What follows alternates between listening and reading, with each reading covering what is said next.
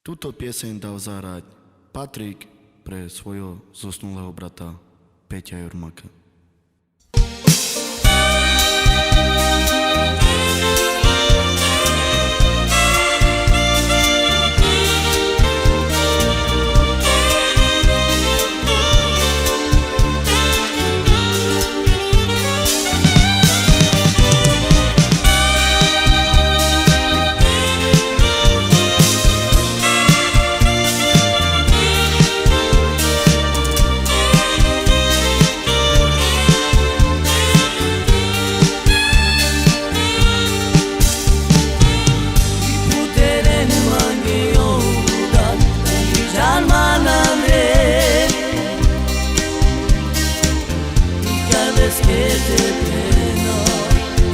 Maltrapine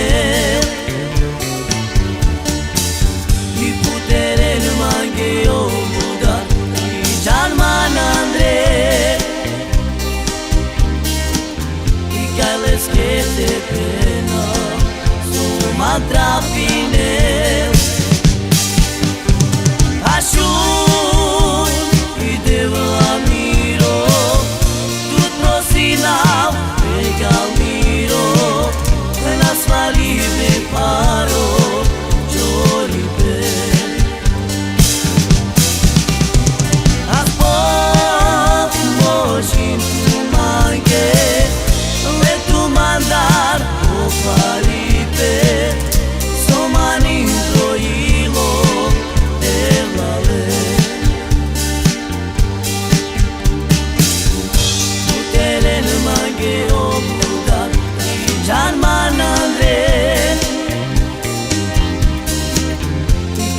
que te pena